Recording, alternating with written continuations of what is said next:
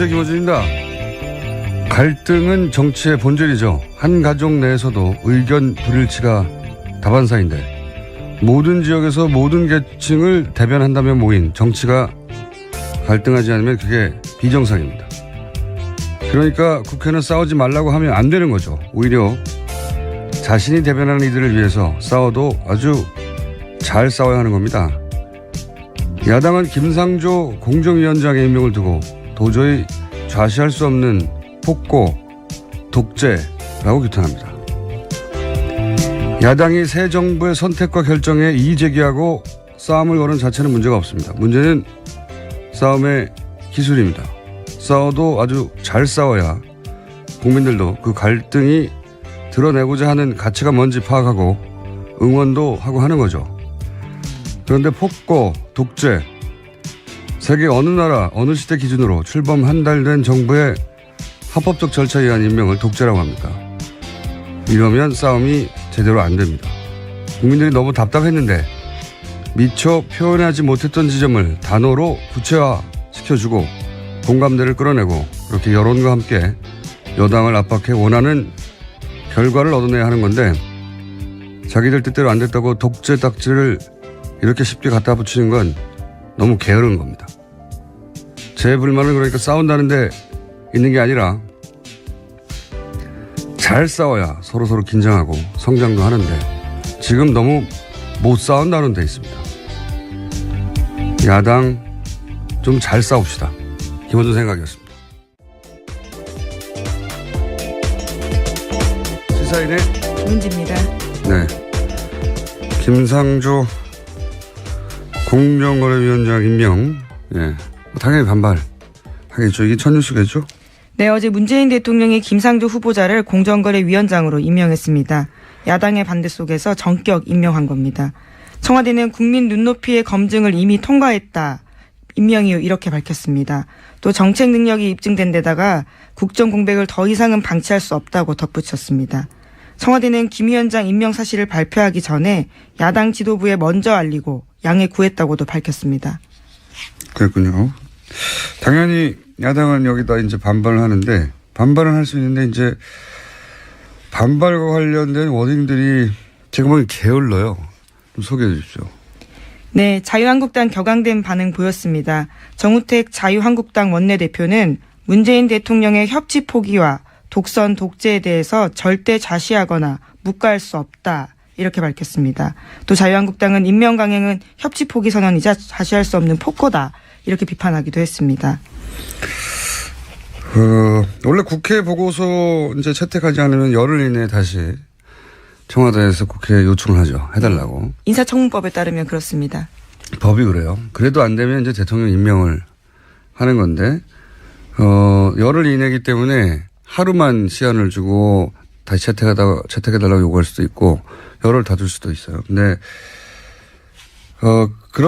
그렇게 해서 채택이 안 되면, 임명을 하는 것이 대통령의 부여된 합법적인 권한이에요. 정당 인사권. 네, 지난 정부에서도 그런 적이 꽤 있었습니다. 꽤 있는 게 아니고 대부분 그렇습니다. 네, 대부분. 채택이 잘 안 돼서요. 채택이 안 되면, 자유한국당이 여당일 때는, 그러니까 이명박 박근혜 시절에 채택 안 된 사람들 중에 된 사람, 인사를 결국 한 사람이 27명이에요. 예. 이명박 대통령 시절에는 단 한 명도 보고서 불채택으로 낭만 인사가 없고, 박근혜 대통령 때도 10명이 채택 없이 그냥 임명됐습니다. 네. 그러니까 자유한국당의 지금 논조에 따르면 10년 내내 독재를 한 거예요. 폭거, 예. 네, 폭거랑. 예. 근데 첫 번째 인사부터 독재라고 단어를 세게 한다고 저절로 이게 이제 설득력을 얻는 게 아닌데 저는 이게 지적으로 정치적으로 대단히 게으른 워딩이라고 봅니다. 적당한 어휘를 찾지 못했다고. 만약 이걸 독재라고 하려면 대통령은 야당이 허락하지 않는 어떤 인사도 해서는 안 된다고 법부터 바꿔야 되는 거죠. 예. 그런 법이 없어요, 지금.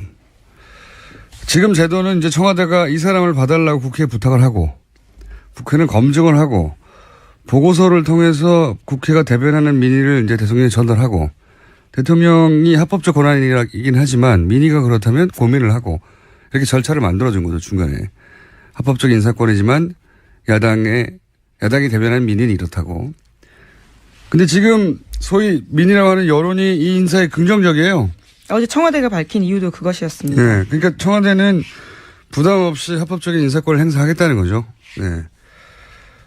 그런데 이제 여의도에서는 그 인사를 떨어뜨리고 싶었는데 떨어뜨리고 싶었으면 여론이 떠나갈 정도로 문제점을 정확하게 찾아내서 전달을 했어야 하는 거죠. 근데 거기 이번에 실패한 거예요. 이건 진 겁니다. 이 여론전에서. 그러면 이제 인정해야 되는 거예요. 독재라고 할 게 아니라. 어쨌든 이걸 첫 번째 본인들이 낙마시키고 싶었던 인사를 낙마시키지 못했다고 독재라고 규정하는 것은 게으른 거라고 봅니다. 저는. 이렇게 해가지고 싸움이 안 돼요. 실망입니다. 야당의 싸움 실력에. 자, 다음 수는요.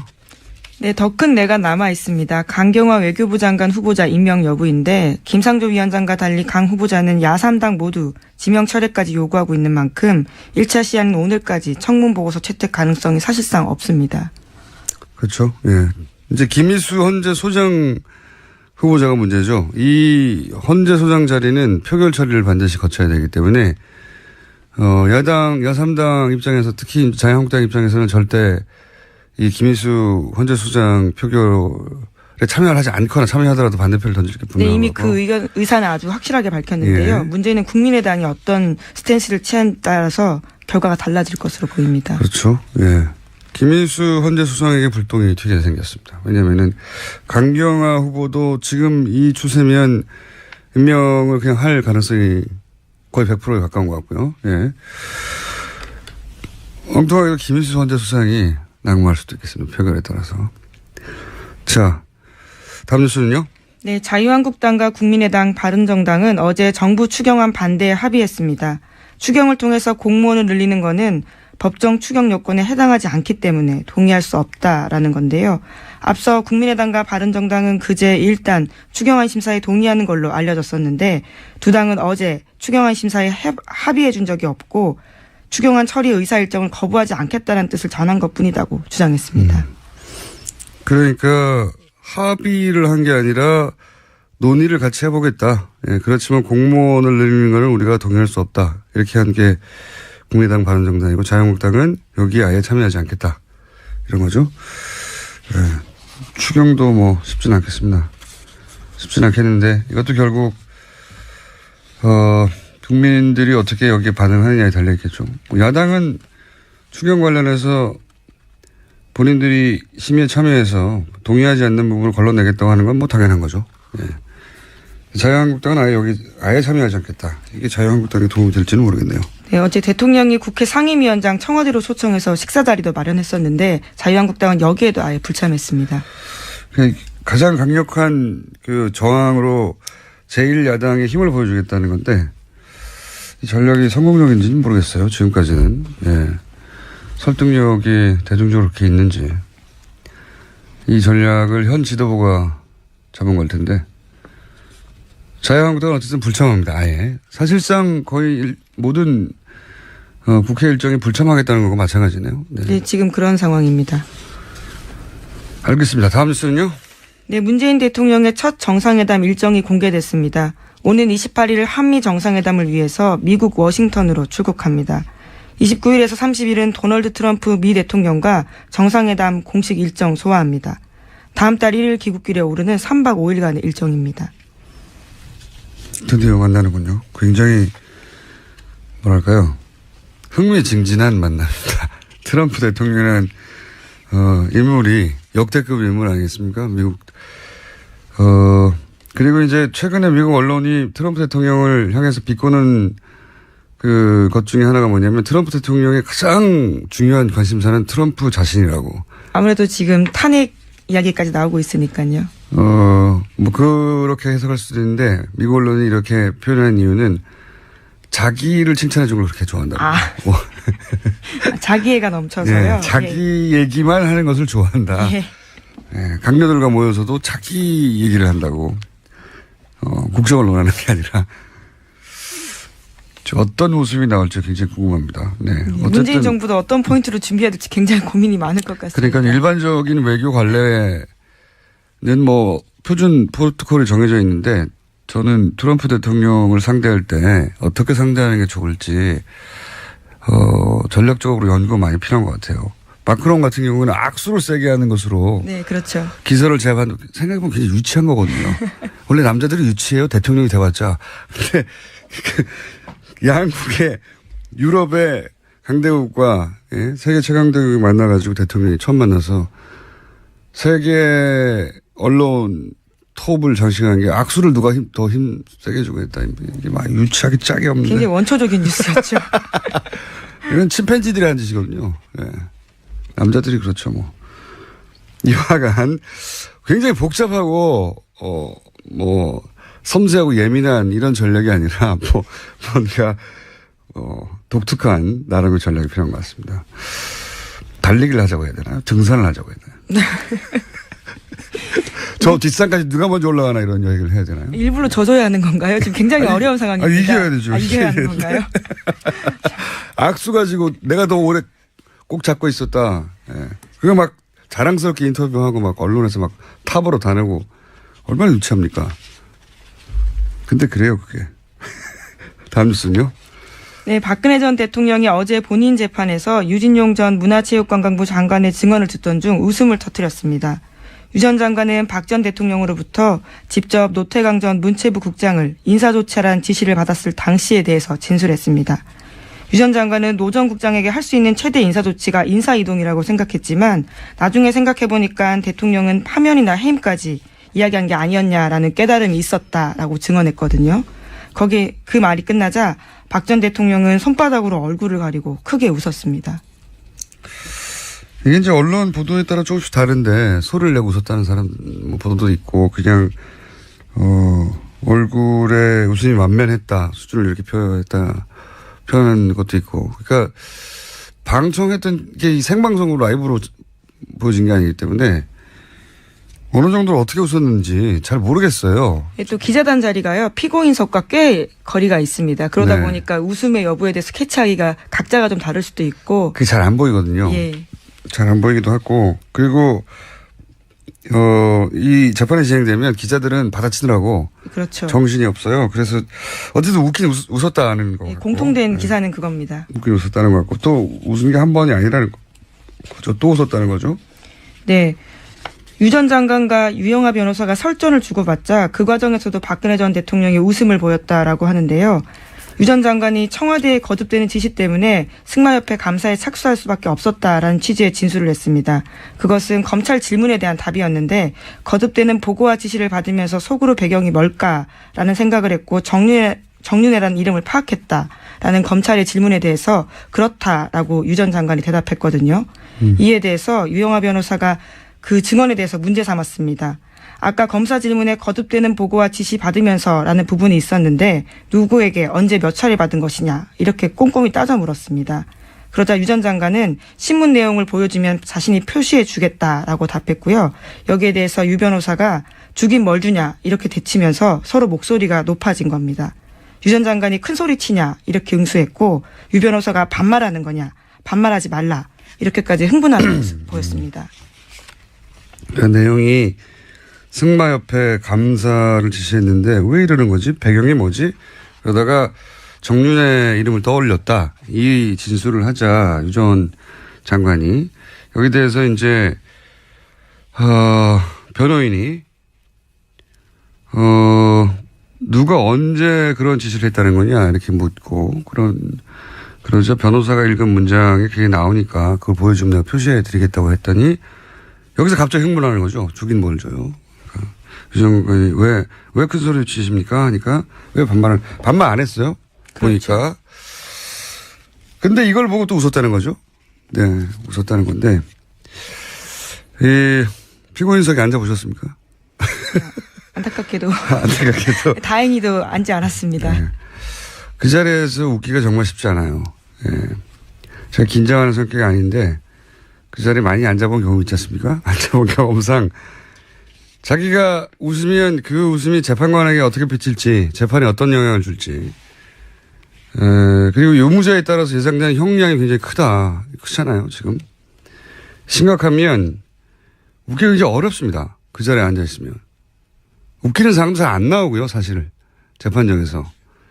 근데 이제 이것에 대해서 증인이 하는 말, 유 장관이 하는 말이 어이가 없어서 웃었다. 이런 식의 언론이 보도가 있었는데 아마도 그 자리에 앉아본 적이 없는 기자들이 이렇게 추정한 게 아닌가 싶은데 웃음이 안 나와요.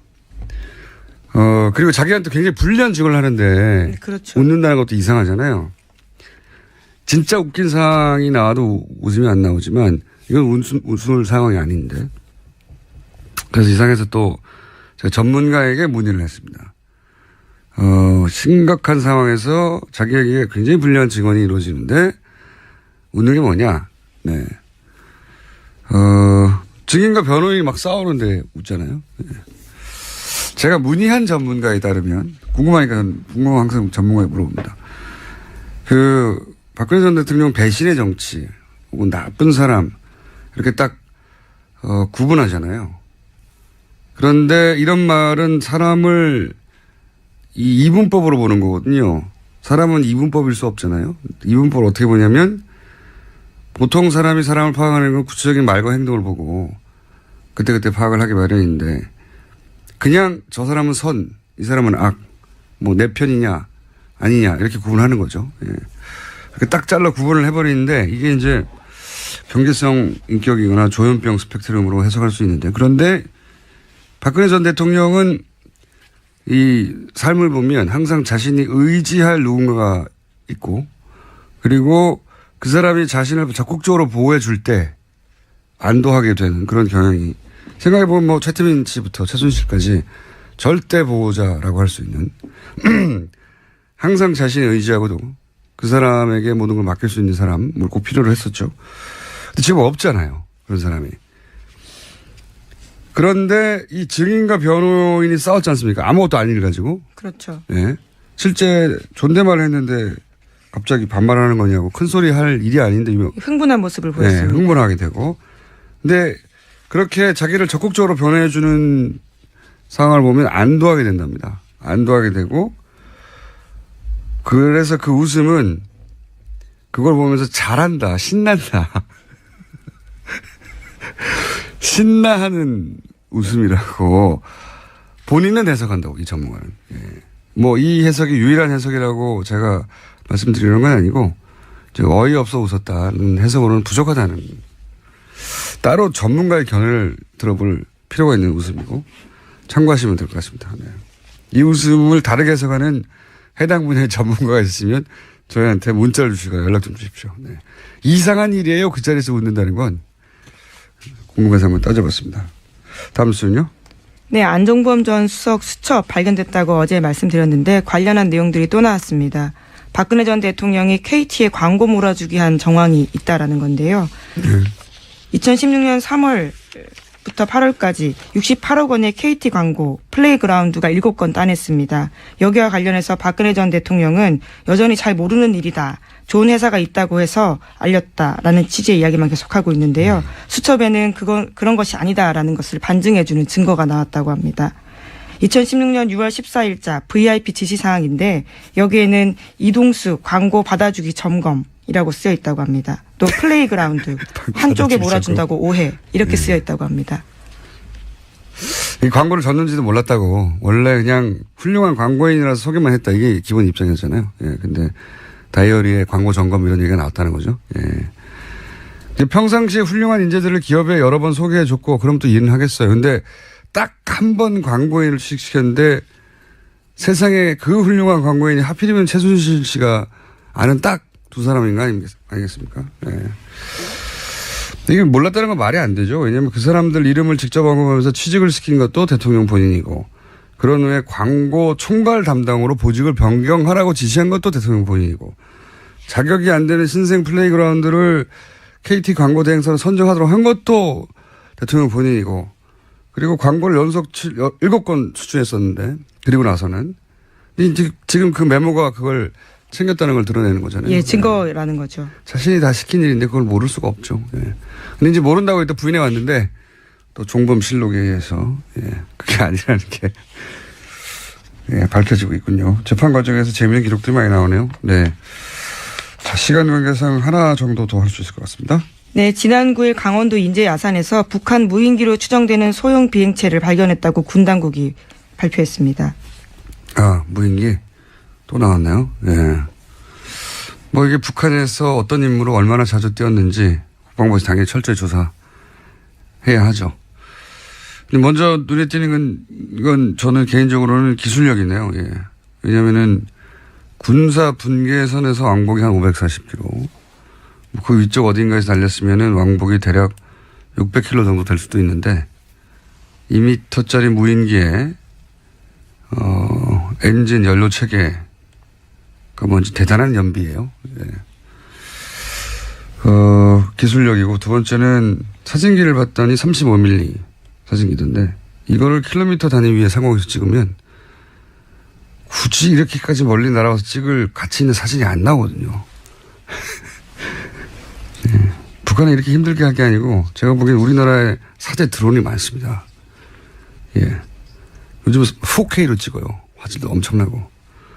그거를 하나 사가지고 촬영을 한다면 메일로 사진을 보내는 게 나을 텐데 고생이 많네요, 북한이. 자, 추가 뉴스가 나오면 그때 얘기하고요. 오늘 여기까지 하겠습니다. 시사인의 김은지였습니다. 감사합니다.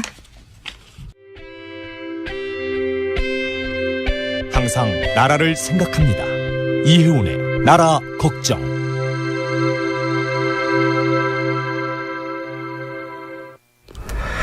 자, 다시 본인 걱정을 할 타이밍이 돌아오셨습니다. 정말 돌고 도네요. 이 의원님 나오셨습니다. 안녕하십니까? 네, 안녕하세요. 네. 본인 걱정을 할 타이밍이 돌아온 게 이제 바른정당 당대표에 출마를 하셨어요? 네, 어제 선언을. 선언했습니다. 기호는 뽑혔습니다. 1번 뽑았어요. 1번. 제가 뽑은 게 아니라 우리 네. 직원이 뽑았는데 제가 어제 그 친구한테 빨리 가서 로또를 사든지 뭐라도 해라 그랬어요.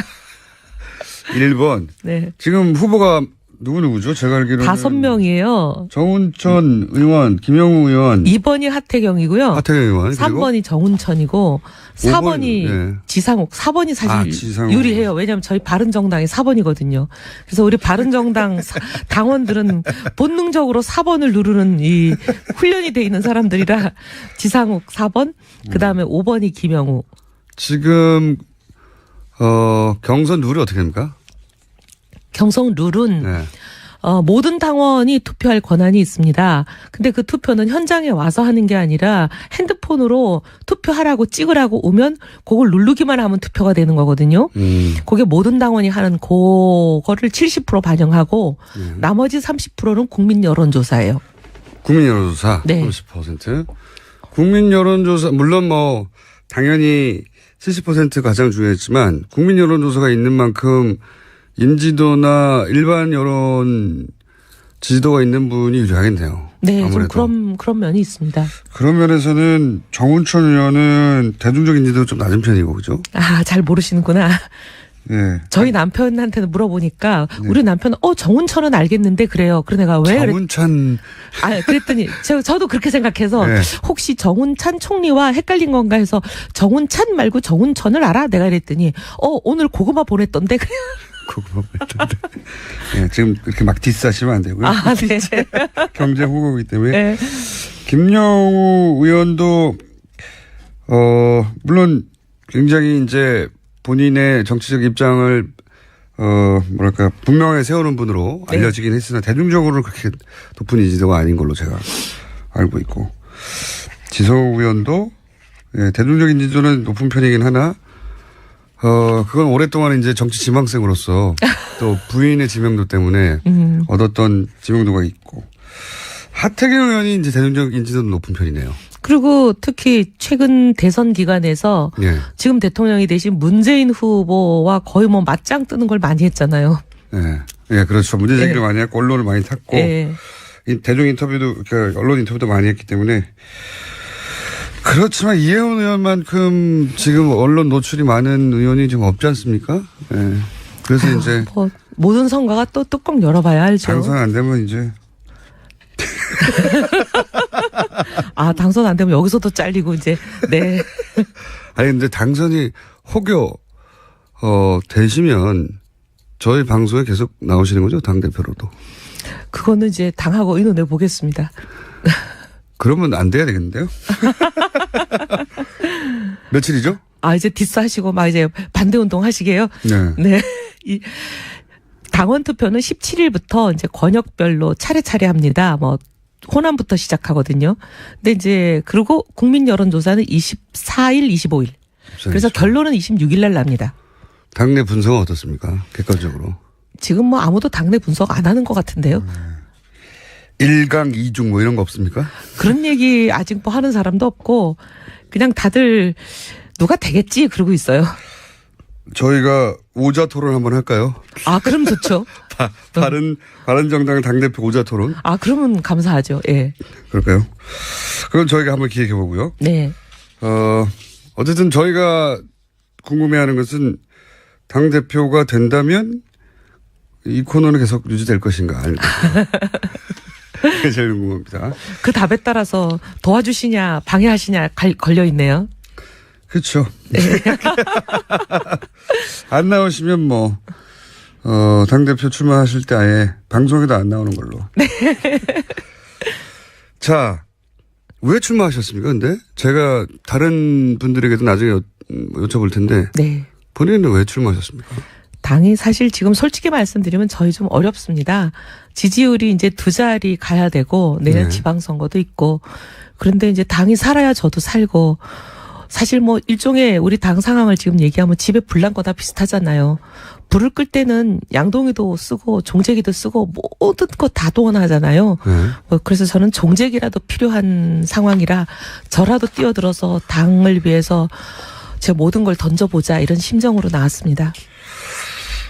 근데 바른정당이 사실 제가 보기에는 그 존재감을 드러낼 수 있는 찬스가 몇 번 있었던 것 같아요. 대선 이후에. 있었죠. 예. 예. 대선 이후에도. 대선 이후에도. 예. 자유한국당과 확연히 구분이 된다거나. 청문회 추경 이런 거요? 예. 그 과정에서 바른정당만의 색깔을 분명히 드러낼 기회가 몇 번 있었던 것 같은데 모르겠습니다. 당이 자유한국당에 비해서 작아서 묻힌 건지 같이. 예를 들어서 지금 야3당은 거의 모든 사안을 공조하는 것처럼만 언론에 보도되거든요. 사실은 그렇지는 않은데 좀 뭐 언론이 보시기에는 그 차이가 커 보이지 않아서 그렇게 보도를 하시는지 그렇게 가고 있죠. 맨날 네. 보도가 그래요. 구분을 할 만한 차이가 없는 건지 아니면 네. 구분할 만한 차이가 있는데도 불구하고 야당이 반대한다는 걸 강조한다고 그런 건지는 모르겠으나 예를 들어서 그 김상조 이제는 이제 위원장이죠. 후보였던 네. 시절. 네네. 어제 임명이 되셨으니까. 네. 그리고 이제 강경화 외교부 장관 후보 같은 경우에 지금은 다 강경하게 반대한다라고 이제 야당은 다 반대하는 거라고 이렇게 언론을 통해서 보도가 돼서 이미지가 그렇단 말이죠. 근데 의원님만 하더라도 좀 입장이 다르시죠. 이미 저는 여러 번 언론을 통해서 김상조 후보는 좀 공정위원장으로 이만한 사람 구하기 어렵지 않겠냐 이런 얘기를 많이 했죠. 네. 많이 했는데 이제 저하고는 좀 다른 당의 공식 입장을 얘기하시는 분은 좀 다르게 얘기를 했죠. 네. 의원님은 김상조 위원장에 대해서 문제 없다. 뭐 이제 여러 가지 의혹이 제기되긴 했지만 그 네. 의혹 뭐 그렇게 저기 다 따지기 시작하면 공직할 사람이 국회의원들부터 좀 이제 걱정되죠. 아니 뭐 예를 들면 위장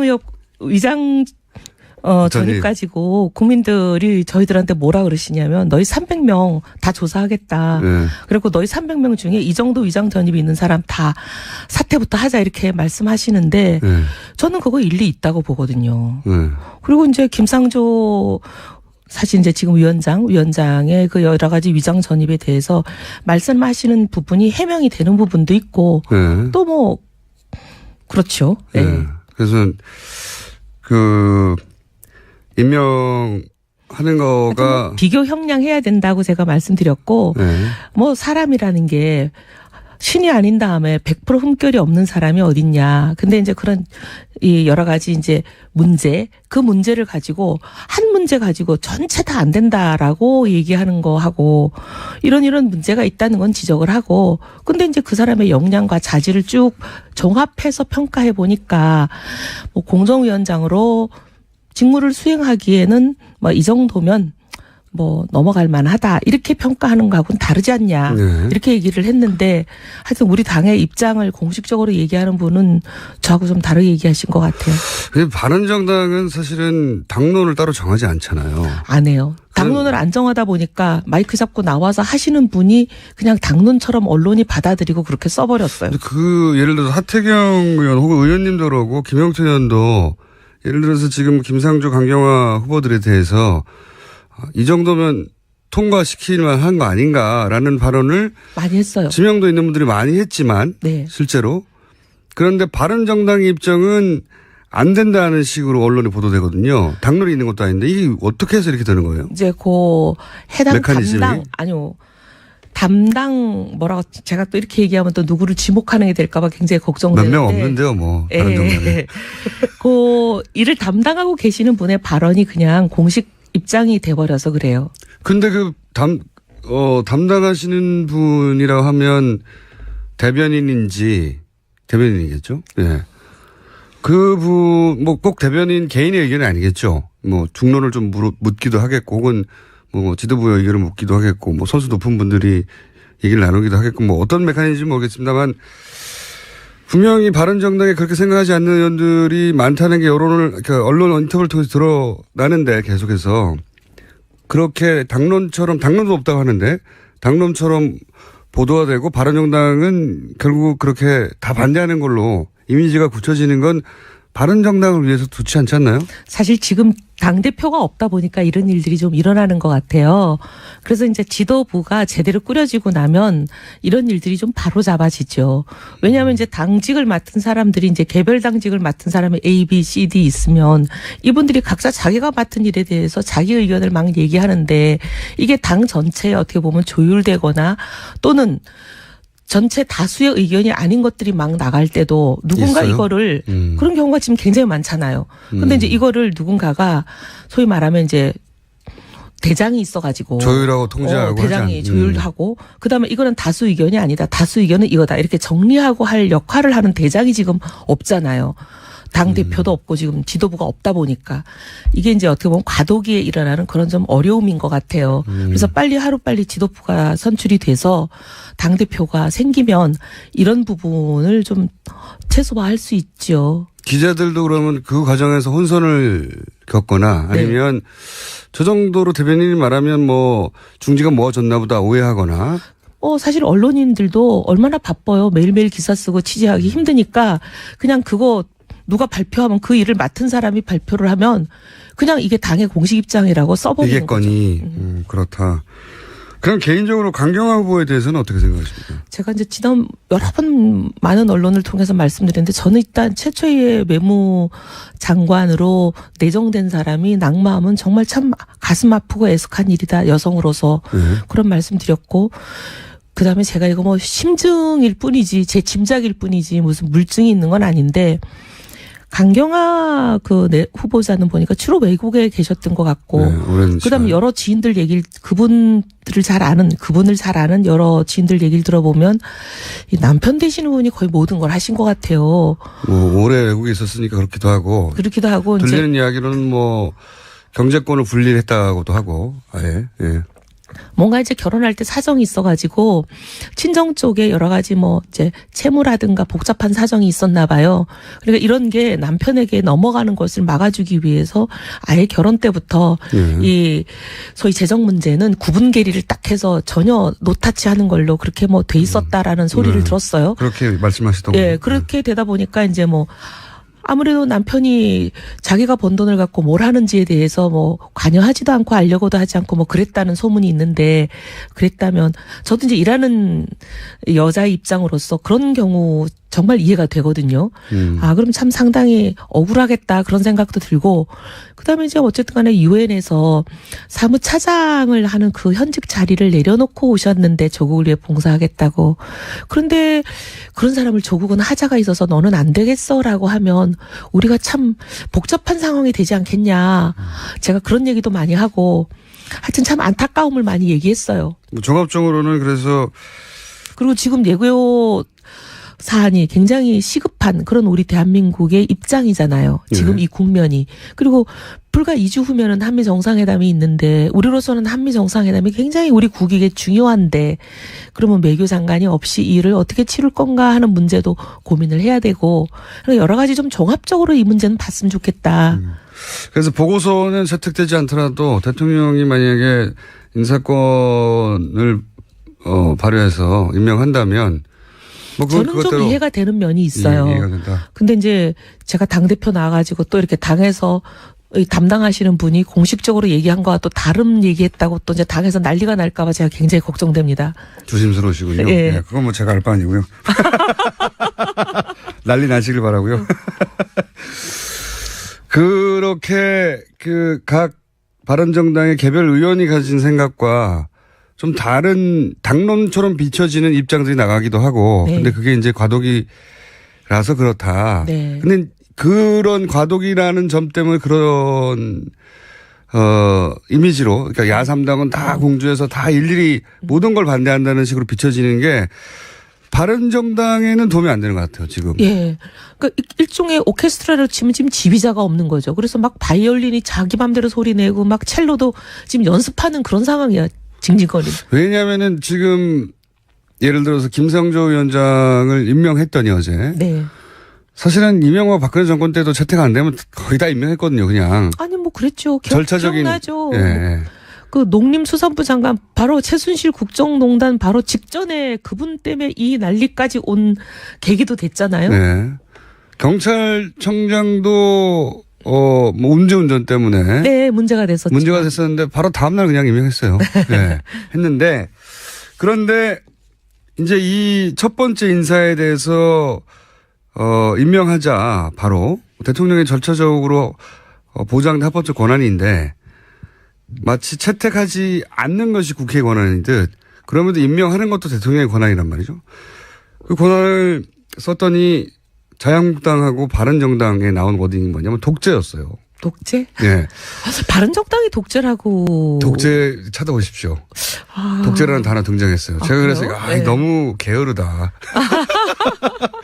그 상황에 대해서 화가 나거나 항의할 수 있는데 네. 여기다 독재라는 단어를 써버리면 이게 울림이 없거든요. 말을 세게 한다고 다 사람들이 공감대를 얻고 울림이 있는 게 아니잖아요. 그럼요. 오히려 뭐라 그래야 되나 너무 과도하게 사실과 다른 극단적인 단어를 쓰면 오히려 반감을 주는 경우가 있더라고요. 독재라고 생각하십니까? 아유, 저야 뭐 그렇게 생각하는 사람이면은 아까 그런 얘기를 했겠어요. 그러니까 이 바른정당의 메시지 관리가 예, 불통 그리고 독재다 이렇게 표현했거든요. 바른정당에서도 물론 자유한국당에서도 독재라고 했고요. 아, 바른정당이 제가 한번 찾아보고 그분하고 얘기를 좀 해볼게요. 누가 그런 말씀을 하셨는지 찾아보고 네, 좀 대화가 필요하네요. 그죠? 예. 네. 그래서 전반적으로 바른정당은 자유한국당과 다름없는 스탠스로 계속 비춰지고 있거든요. 아, 그래서 바른정당이 가장 민감해하는 게 자유한국당과 우리는 다르다는 거잖아요. 그래서 제가 지금 좀 당대표 출마해보려고 마음도 먹었어요. 왜냐하면 이게 낡은 보수와 얼마나 우리가 다른가 확연히 결별했다. 라는 것을 국민들께 좀 말씀도 드리고 그리고 우리 방향도 그쪽으로 좀 가려고요. 낡은 보수라는 거는 보면 무조건 반대를 위한 반대 그다음에 진영 정치에 매몰이 돼가지고 진영밖에는 관심이 없잖아요. 대한민국보단 진영에 더 관심이 있는 거 아니에요. 그래서 그런 거 우리는 안 한다. 그래서 국익을 위해서 이게 도움이 되는 일이면 우리는 과감하게 협력하고 그다음에 이게 만약에 우리 정체성에 비춰봐서 이건 우리가 정말 당의 명운을 걸고 막아야 되겠다고 하는 그런 결정적인 사안만은 결연이 맞겠다. 사사건건 반대하는 발목 잡는 정치 안 하겠다. 이게 이제 제 주장이에요. 그렇군요. 예. 그러니까 지금 자유한국당이 물론 뭐 정당은 자기 존립을 위해서 혹은 지지자들에게 우리가 이렇게 잘하고 있다는 걸 어필하고 존재감을 드러내기 위해서 반대를 위한 반대도 하기도 합니다. 하기도 하는데. 아니 제가 이번 정부 들어와서 자유한국당이 찬성한 게 뭐 있나 아무리 생각해봐도 찾을 수가 없어요. 찬성은 아무것도 안 했죠. 예. 그래서 제가 이거는 아니다 그런 생각이 들어요. 그래서 반대를 위한 반대라고 표현하신 건데. 예. 근데 말씀하신 대로 반대를 위한 반대를 기술적으로 전략적으로 할 때도 있지만 내내 그것만 하면 안 되잖아요. 예. 네. 근데 지금 이미지는 내내 그렇게만 하고 있다는 이미지가 점점 강화되고 있는 가운데 바른정당도 다른 게 없다라고 이제. 아니, 이제 오늘 논평은 그렇지만 추경 같은 것만 하더라도 네. 자유한국당은 아예 심사조차를 안 하겠다고 거부했지만 저희는 심사 합의했어요. 이런 것도 다르죠. 다릅니까? 네. 그래요. 네. 그게 다른 뉴스로 처음에 나왔는데 이게 보세요. 메시지가 얼마나 혼란스러웠냐면 시정연설을 하는 날 네. 자유한국당은 아예 그 차담회에 가지 않았고 우리는 추경 자체 논의를 거부한다. 네. 그렇지만 나머지 국민의당과 바른정당은 논의를 하겠고 네. 심의를 하겠다는데 네. 동의했다. 네. 입장이 달라진 거죠. 네. 그런데 그 다음날 무슨 말인지 알아요. 그 다음날 다시 아니다. 야 3당은 추경에 반대한다라는 워딩으로 또 나왔거든요. 그게 이제 이래요. 어떻게 된 겁니까 이 사정이? 시정 연설 하시는 날 대통령께서 하시는 날 그러니까 우리는 심사에 참여한다라고 했던 거는 이제 담당자 A예요. A. 담당자 A. 죄송합니다. 제가 실명을 말씀 못 드리는 거를. 담당자 A. 예. 네. 그랬는데 그 다음 날 아니다. 우리가 이게 추경 요건에 맞지 않다는 야당의 입장, 소위 예. 야3당이 똑같은 생각이다. 추경 요건에 맞지 예. 않다는 생각. 요거를 발표한 사람은 담당자 B예요. 사람마다 이렇게 자꾸 말이 아니 달라가지고. 그러면 예. 완전히 입장이 다른 거잖아요. 아니죠. 제가 그래서 그 B한테 네. 놀래가지고 우리가 어제 심사에 참여한다고 언론에 타 발표했는데 네. 그래서 자유당과 바른정당은 확연히 입장 차이를 보였다. 이게 어제 네. 다 뉴스였는데 아니 오늘 이게 뭔가요? 하고 네. 제가 어제 전화를 다시 B에게. 했어요. 네. 근데 이분이 그렇게 전화를 안 받으셔. 어제 하루 종일 통화를 해갖고 겨우 통화가 됐는데 네. 그분의 말씀은 뭐냐면 두 개가 안 달라. 안 다르다? 안 달라. 심사는 참여해. 그런데 근데 요건에 안 맞다는 뜻이지. 이거예요. 심사 그러니까 요건에는 안 맞지만 심사에는 참여해가지고 네. 일일이 따져보겠다. 네네네. 그러니까 두 개가 다른 이야기가 아니다. 네. 이게 메시지 관리가 안 되는 거예요. 그러니까 이게 이제 오케스트라의 지휘자가 없어서 그러니까 2월 말까지만 좀 양해를 부탁드립니다. 야 3당이 다 반대했다는 네. 메시지가 그 다음날 나온 것이고 그 전날에는 자유한국당만 아예 반대했다. 이렇게 메시지가 나왔거든요. 네. 그 B 담당자의 이야기가 틀린 이야기는 아닌데. 네. 그러니까 굉장히 국민들한테 오해를 사기에 오해를 살 소지가 있는 거죠. 소지가 있는 게 아니고 오해 덩어리입니다, 이게. 그래서 제가 아까부터 말씀드리지만 이게 지금 지휘자가 없다 보니까 이렇게 막 메시지 관리가 안 되고 있다. 예, 국민들이 혼란스러우실 것 같은데 너무 죄송한 말씀 드리고요. 저희가 어쨌든 빨리 이 지휘자를 뽑아서 이게 이제 어떻게 보면은 그러니까 조화롭게 국민들이 혼란스럽지 않게 화음을 내겠습니다. 메시지 관리가 안 되면 예. 정체성이 정립이 안 되는 예, 거거든요. 화음을 낼게요. 사람들이 바른정당 안에 들어가서 바른정당에 있는 의원들 다 만난 다음에 바른정당은 이런 뜻이구나 하고 이해할 수 없잖아요. 아무도 그렇게 안 해주세요. 그러니까요. 심지어 언론도 그렇게 안 하는데 어느 국민이 그렇게 하겠어요? 바른정당 의원들끼리도 그렇게 못해요. 예, 맞습니다. 그러니까 이제 결국은 그 외부에 나오는 메시지 가지고 판단할 수밖에 없는데 이 메시지가 아주 극단적으로 갈리니까 자꾸 같은 메시지가 네. 하여튼 뭐 본인이 대표하면 다 없어진다는 한 거죠. 2주 후면은 해결되니까 죄송합니다. 2주만 좀. 이건 어떻습니까?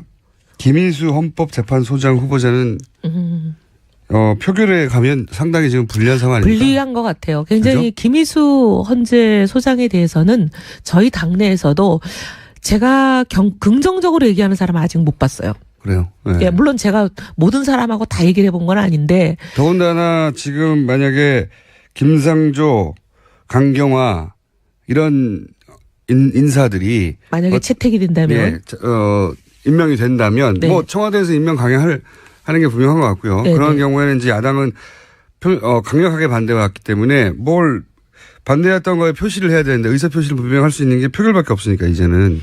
그러기도 하고 또 이제 김이수 헌재 소장 후보자에 대해서는 처음부터 이분은 도저히 안 되겠다고 생각하는 많은 사람들이 있더라고요. 네, 보수 진영에는 있을 수 예. 있죠. 예. 거기다가 이분이 이제 좀 약간 입장이 오락가락하는 것도 점수를 많이 잃으신 것 같아요.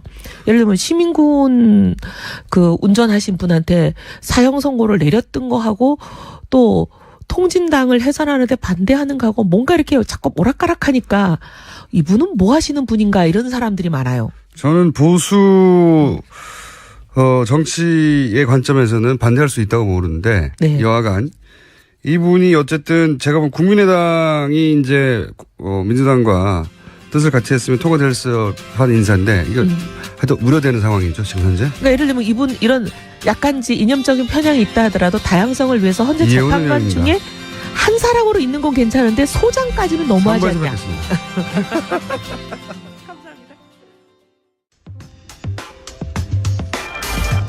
자, 중마왕. 대망으로 불러드리려고 했는데 아직 중마왕 정도까지밖에 못 올라온 양지열 변호사님. 제가 없는 동안 뉴스 공장을 통해서 저를 끊임없이 디스했다는 소리가. 아, 방송을 전혀 안 들으셨군요. 저는 제 방송도 안 듣습니다. 그런 사실이 없습니다. 예. 아니 뭐 휴가 가서 고기가 부족하셨어요? 왜 오자마자 저를 씹고 그러세요? 고기는 많이 먹었는데 네. 얼핏 여기 나오는 게스트들이 뭔가 하는 말이 양중마왕이 저를 어떻게든 디스해가지고 본인이 이 자리를 독차지하려고 했던 그런 음모가 있었다고. 저는 사심이 없는 사람입니다. 어딜 봐서 그렇게 생겼어요. 뭐라고 디스했어요? 아니요. 자백해 보세요. 그런 사실이 없어요. 이 코너를 확 없애버리려고 하다가 한 번 정도 더 해보려고 해요 지금. 고기 사드릴까요? 자, 오늘 아이템은 재판 이야기. 예, 사실 재판을 통해서 새로운 뉴스들 계속 쏟아져 나오는데 그렇죠. 관심도가 조금 떨어지다 보니까 새로운 정부의 인사 관련한 뉴스들이나 또는 뭐 여야 공방만 주로 다뤄지고 있고 이 뉴스가 잘 안 다뤄지고 있어요. 근데 재밌는 뉴스 소식들 많이 나오고 있어요. 아니 좀 충격적인 얘기가 나왔죠 사실은. 그러니까 사심이라는 얘기를 제가 썼는데 그동안 박 전 대통령도 사익을 추구한 바 없고 그렇죠. 최순실도 자기는 일만 도와줬지 내가 내 돈 벌려고 한 게 아니었다. 일관된 입장입니다. 예, 근데 이번에 너무나 명백하게 그 부분이 드러난 것 같아요. 이른바 종범실록에 의해서. 사초 정보실로. 예, 앞으로 영원히 제가 보기에는 기록되어야 됩니다. 진짜 제가 봤을 때는 진짜 박 전 대통령이 남긴 최대의 공적인 것 같아요. 청와대도 A4 용지 한 장밖에 안 남겼다는데 이제 7건이 더 나왔지 않습니까? 그동안에 56건이었다가. 사실 청와대 내에서 구체적으로 대통령과 수석들 간에 어떤 대화가 오고 갔는지를 여태까지 이런 수준으로 그렇죠. 완벽하게 기록하여 매일매일의 일들을 꼼꼼히 수첩으로 물리적으로 남긴 케이스가 없었죠. 없죠. 예. 예. 근데 이 안종범 수석에게 저는 박수를 보내고 물론 구속도 했지만 어쨌든 이 꼼꼼한 기록 정신과 명예 사관 뭐 이런 걸 부여를 해야 될까요? 결과적으로 그것이 우리 역사에 미친 긍정적인 영향이 돼서 저는 반드시 어떤 박물관 수준에다가 보관해서 또 온라인에서 PDF로 전부 다 전환한 다음에 전 국민이 볼 수 있도록 만들어야 된다고 봅니다. 근데 이제 어쨌든 재판 과정에서 두리뭉실하게 알고 있던 거, 특검만 알고 있었던 거겠죠. 그렇죠. 예, 그런 것들이 이제 드러나고 있는데 그 중에서 오늘 하실 이야기는 이성화 하나은행 전 독일 본부장 잠깐 저희도 어제 그저께 브리핑에서 소개했는데 박근혜 전 대통령이 안종범 수석에게 그렇죠. 예. 안종범 수석이 박근혜 대통령이가 아니라 당연히 보통 그럴 것 같은데 예, 그게 아니고 박근혜 전 대통령이 이성화 씨 예. 당시에 하나은행 프랑크푸르트 독일 본부장이었던 사람의 예. 개인 휴대전화와 이름을 2015년 9월 13일 날 적어라고 알려줍니다. 그게 예. 적혀 있습니다. 근데 그걸 왜 적었느냐를 보는데 그거는 이제 안종범 전 수석을 불러서 수사를 해야 돼요. 그렇죠. 다시 재수사를 해야 하는데 해외에 있는 은행의 지점장 이름과 개인 전화번호를 정확하게 알려줬다는 거 아니겠습니까? 대통령이 휴대전화 번호를. 네, 알려줬다는 아니, 거죠. 근데 여러 번 얘기하죠. 왜 이런 것까지 자기가 챙겼는지 진짜 이해가 안 가요. 보통 이런 거는 알아서 하게 내버려둬야 되는데 네. 꼭 하여튼 박 전 대통령을 거치지 않으면 일이 안 되는 구조를 최순실이 고집을 했던 것 같은데 문제는 2015년 9월 13일 그 메모를 적고 9월 14일 날 바로 그 계좌로 거기서 네. 만들어진 계좌로 삼성이 돈을 보내기 시작해요. 그때 만들어진 계좌가 바로 삼성이 코아 스포츠라고 코어스포츠, 예. 비덱스포츠로 시작을 했다가 나중에 코어스포츠로 이름을 바꾸는데 이게 좀 오래돼서 잠깐 기억을 환기시켜드리면 코어 스포츠는 최순실 씨가 독일에서 만들어서 그 회사로 삼성의 돈을 받는 창구로 썼던 회사죠. 그렇죠. 네. 코어스포츠가 삼성으로부터 승마 네. 관련 지원 사업 228억 원인가의 계약을 체결합니다. 그중에서 실제 78억 원가량은 입금이 됐고 그 계좌로 입금이 됐는데 정말 어이없는 일이 벌어지는. 또 하나는 그 회사의 지분은 최순실 씨와 정유라 씨가 100% 소유한 겁니다. 근데 그것도 말씀을 드릴게요. 그게 변경이 된 게 예. 원래는 이것도 페이퍼 컴퍼니잖아요. 그렇죠. 그래서 원래는 독일에 있는 뭐 변호사 이름으로 개설을 합니다. 회사를 예. 만들어서 2015년 11월까지는 최순실이라는 사람이 아예 주주도 아니었어요. 네. 예. 근데 계좌는 어쨌든 2015년 9월경에 개설이 된 걸로 보이고 9월 14일부터 삼성이 거기에 돈을 보내주기 시작하는데 네. 진짜 이상한 게 그러면 주인도 아니고 계좌의 주주도 아닌데 이 계좌로부터 최순실이 돈을 빼낼 수 있는 권리를 줍니다. 인출권을. 그렇죠. 그리고 나서 이 돈으로 생활비를 씁니다. 그러니까요. 예. 이거는 뭐냐면 TBS 돈을 김어준 공장장이 빼내는 거랑 똑같은 거예요. 아이 좋아. 아니 이게 언론에서 무슨 뭐 특혜 인출권이라고 그렇게도 해냈는데 특별 인출권이라고 표현했는데 특별 인출권은 원래 IMF 구제금융이 국제금융에서 이자 제한 없이 뺄 수 있는 그냥 특별한 차명 계좌인 상황에서 거죠. 차명 말도 안 되는 하여튼 네. 짓을 한 거예요. 그냥 차명 계좌예요. 그러니까 보이스피싱 조직이 주로 남의 이름으로 돈 만들어 놓고 거기서 계좌 번호하고 비밀번호만 알아서 돈 빼듯이 멀쩡한 회사의 돈을 아무런 관련이 법적으로 없는 최순실이라는 사람이 빼갈 수 있도록 은행의 지점장이 도와줬다는 거거든요. 그리고 나서는 그러니까 지금 말씀을 요약하면 이겁니다. 최순실 씨가 겉으로는 아무 관련 없는 주인도 아닌 그렇죠. 주주도 아니고 대표이사고 아무 상관도 없어 아무 상관도 보이는 없죠. 그런 회사에 돈이 꽂히는데 그 돈을 최순실 씨가 빼갈 수 있도록 그 은행에서 오케이 해준 거예요. 그 자체가 이상하잖아요. 그러니까 이게 최순실 씨의 차명 계좌라는 걸 은행이 알고 있었다는 거죠.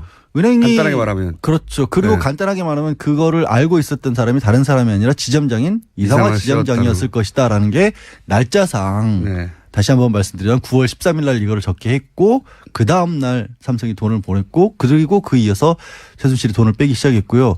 그리고 이거는- 그렇게 되자 이 회사를 다시 소유주가 바뀝니다. 그렇죠. 최순실과 정유라 씨로 회사 이름이 바뀌어요. 소유로 바뀌어요. 100% 지분. 그러니까 돈이 들어오니까 싹 바꿔서 자기들 회사로 만든 거죠. 그러니까 정말 이거는 이제 어떻게 보면 코어 스포츠 돈을 횡령한 거를 은행 지점장이 도와준 거고 그렇게 할 수. 비대를 횡령한 것은. 코어 그러니까 스포츠. 예, 예. 그리고 그거를 박 전 대통령이 직접적으로 도와준 게 아니냐. 물론 이거는 아직 수사가 여기까지 진척이 안 됐어요. 그러니까 정황상 그렇다는 근데 것이죠. 정황상 너무 분명하잖아요.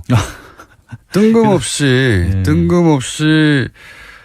이 일을 중간에서 이제 어레인지한 그렇죠. 은행의 해외 지점장의 전화번호와 이름을 알려줬다라는 게 메모가 딱 적혀 있고 모를 수가 없는 거죠. 그러니까 대통령이 그러니까 왜 알려줬을까요? 뭘 왜 알려줬어요?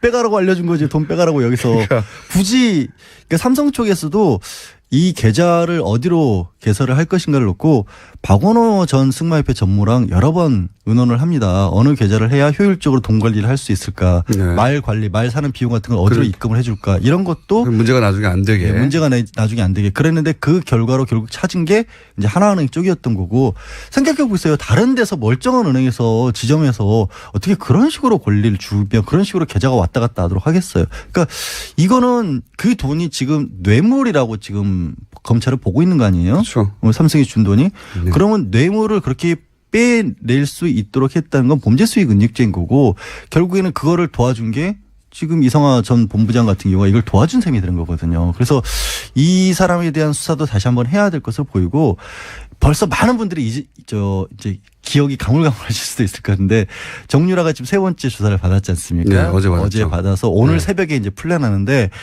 정유라가 받고 있는 여러 가지 의혹 중에 정말 이상한 거 하나가 이제 아버지 이름으로 강원도 땅 담보 받아가지고 독일에서 4억 7천 가량 대출을 받아서 그걸 대출인데 독일에 그게 신용장으로 받은 신용장으로. 거죠. 예, 보통 이제 무역회사들이 받는 그러니까요. 신용장을 19세에 정유라가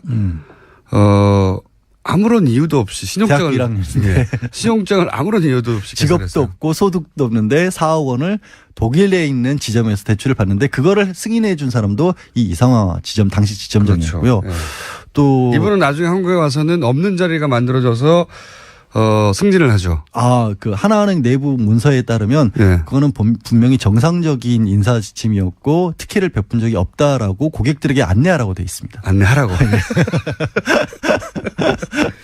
네, 하여튼 이게 정유라 씨가 참 정유라 씨 얘기 나와서 하는 말인데 정유라 씨가 구속영장이 기각됐잖아요. 그렇죠. 근데 이제 그것이 범죄 요건이 안 돼서가 아니라 이미 2대 관련해서는 사실은 다 대부분 밝혀졌기 때문에 구속을 굳이 할 필요가 없다 이런 거였거든요. 그러니까 그 부분에 대해서 지난번에 안 계실 때 네. 이정열 전 부장판사랑 인터뷰를 했거든요. 네.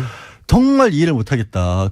거기서 기초적인 사실관계가 다 밝혀졌으면 그럼 기초가 알려졌으면 더 뭐가 있는지를 알기 위해서라도 구속을 해야 되는 게 네. 아니냐. 근데 당시에는 하여튼 여러 가지로 석연치 않은 이유로 당시에는 네. 학사비리니까 이화여대 학사비리 청담고 비리로 해서 업무방해 정도로는 이제 좀 약해서 아마 굳이 얘기를 하자면 기각된 것 같은데 지금 나온 얘기들은 새로운 얘기들이니까. 그렇죠.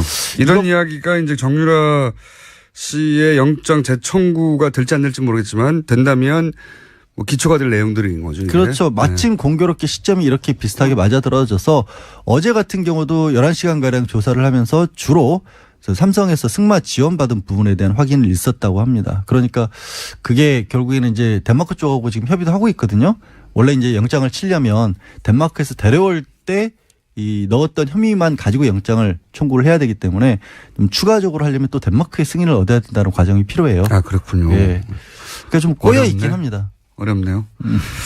어쨌든 지금 정유라 씨는 엄마가 다 했다죠. 한마디로 어머니가 하면. 다 했고 예. 모른다라는. 본인은 모른다는 게 일관된 답변이고 지금도 그렇게 주장하고 있겠죠. 근데 그 부분이 저 도저히 이제 받아들일 수 없는 게 많은 게 또 한 사람의 증인이 나왔었죠. 박재영 승마협회 감독이었고 예. 정유라 씨의 감독을 했고 본인도 승마 대표 선수 출신이고 이 사람이 삼성이 지원 사업이 있다라는 얘기를 듣고 또 승마협회와도 관련해서 직접 정유라 씨와 함께 승마 일을 하려고 그 덴마크로 갑니다. 독일로 갔는데 가서 보니까 뭐 정유라 말고는 다른 사람에 대한 지원이 전혀 준비가 안 돼 있었고 네.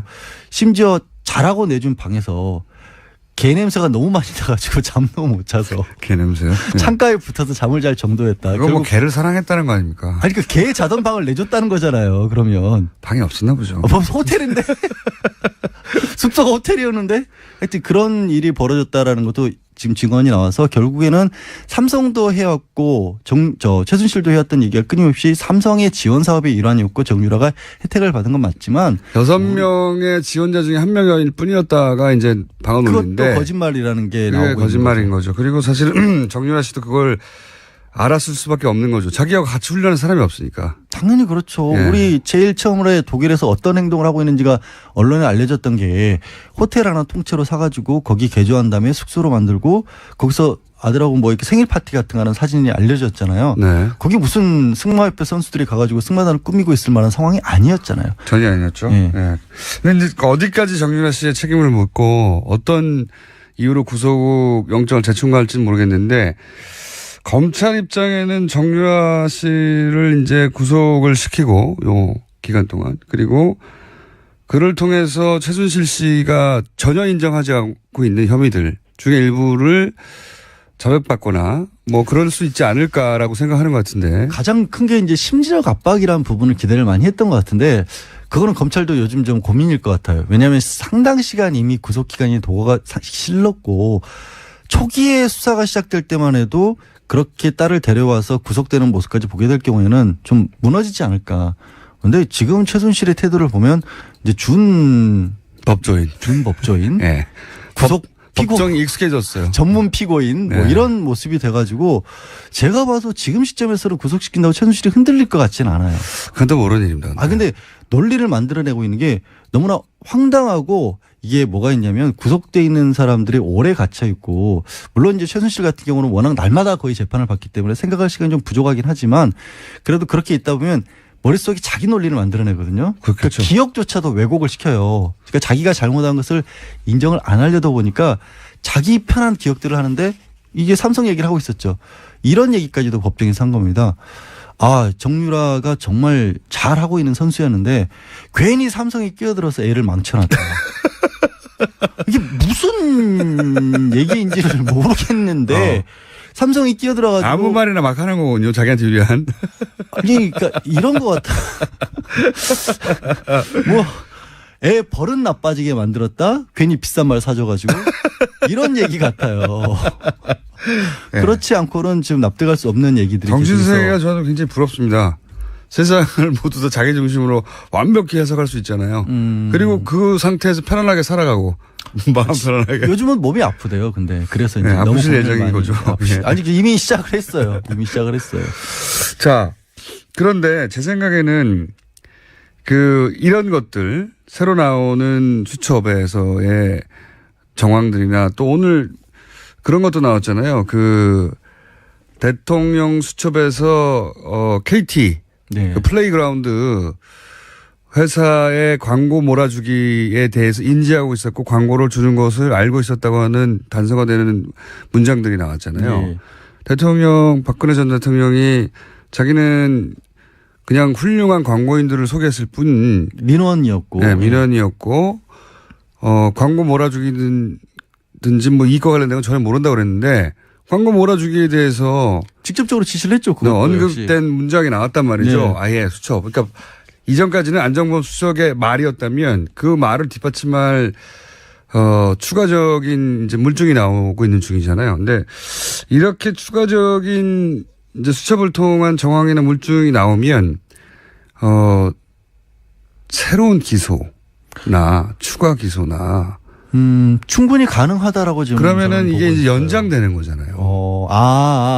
네. 네.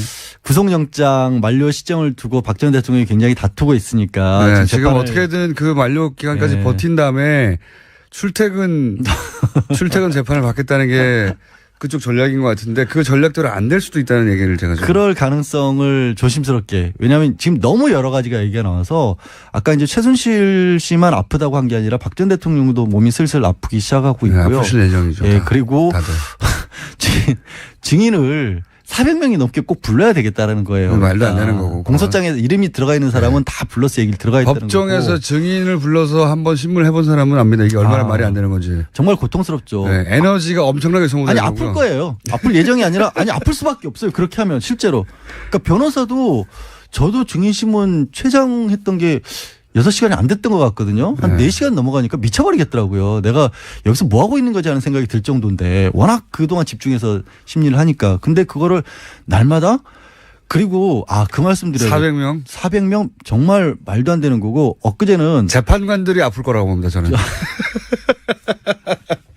그거 하면 저는 이제 떠올려 보면 증인 한 사람을 놓고 이렇게 검찰과 변호인 간의 공방을 하고 그 중간에 재판관에 끼어들고 중간에 이제 불분명한 부분을 다시 확인하고 엄청난 에너지를 쓰잖아요. 그때 네. 신경이 곤두서서. 그러니까 그걸 매일 한다? 야. 진짜 그래서 지금 드려야 말씀이 지난주에 안 계실 때 박 전 대통령 변호인단 측에서 또 어떤 얘기를 했냐면 이게 전직 대통령에 관한 재판인데 일본에서 있었던 그 공장장 닮은 사람 있죠? 오음진리교 교주. 닮다니요. 무슨 말도 안 되는 소리를 하는 겁니까? 아니 왜 좀 스타일이 비슷하잖아요. 어쨌든 스타일이. 말도 안 되는. 야, 이건 그 재판이 10년을 갔다라는 거거든요. 허위사실 유포로 지금 고소당하고 싶어요.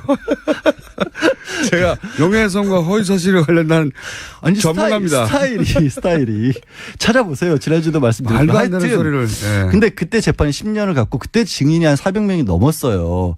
그러니까 우리도 그 정도 가야 된다는 식의 주장을 하는데. 말도 안 되는 소리입니다. 진짜. 근데 이거를 물리적으로 이 재판이 일주일에 4번씩 하고 있는데 자, 전문 피고인으로서 보통 재판 네. 얼마나 한 번씩 받죠? 한 달에 한두 번 받기도 빠듯합니다. 원래. 빠듯하죠. 예. 그럼 한 달에 한 번으로 계산을 제가 해보니까 실제 일주일에 4번씩 해서 10월까지 받으면 7년 가까이 받는 거랑 똑같은 거예요. 그러니까 이미 재판 일정이니까 그러니까 이걸 짧다고 생각하시면 절대 안 된다는 거죠. 사실 400명은 1년 내에 못할 거라고 봐요. 못하죠. 절대로. 물리적으로 못합니다. 못하죠. 체력도 안 되고요. 재판관 쓰러지고요. 재판관 아플 예정입니다. 그래서 정말로. 아니 재판관들이. 국가배상 청구해야 돼요. 재판관이. 그러니까 하지 말자는 거거든요. 근데 지금 제대로. 말씀하신 거 말고도 지금 추가 기소가 될 수 있을 만한 여지가 또 하나 나온 게 뭐냐면 삼성이 정경련을 통해서 예.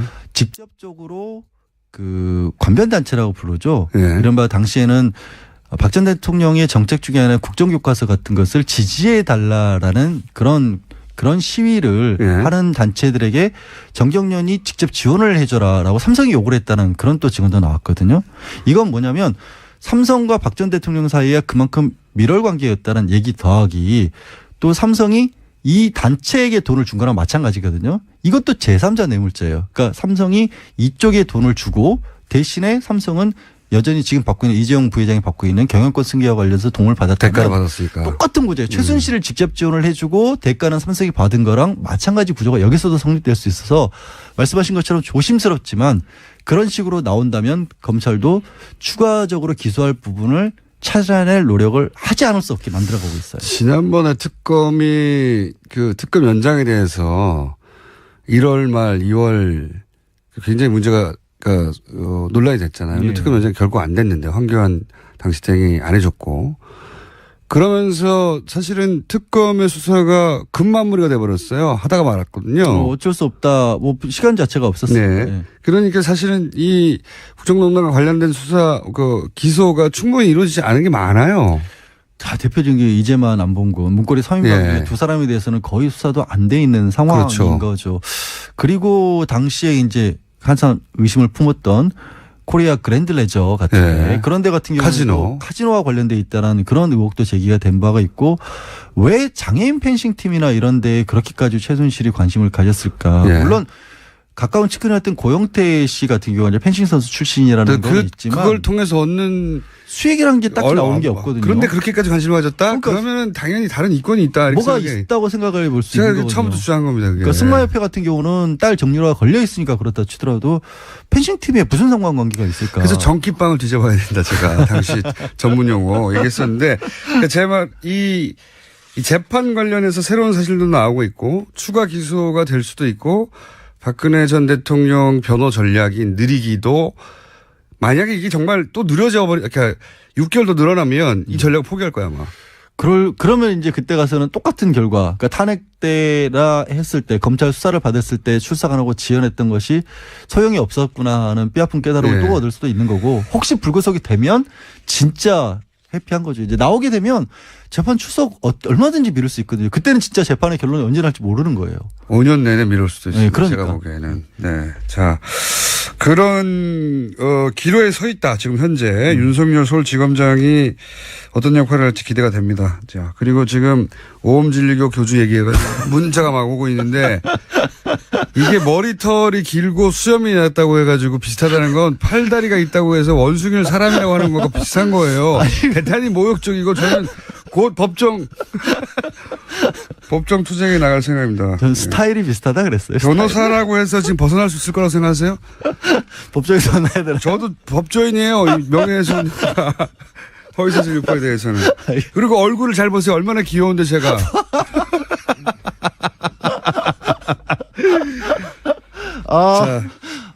예. 중마왕 여기서 소망으로 지금 뭐 저 강등돼도 할 말 다 했으니까 해피해요. 강등시킨 상태로 오늘 끝내겠습니다. 소마왕 양질 변호사였습니다. 감사합니다. 네, 고맙습니다.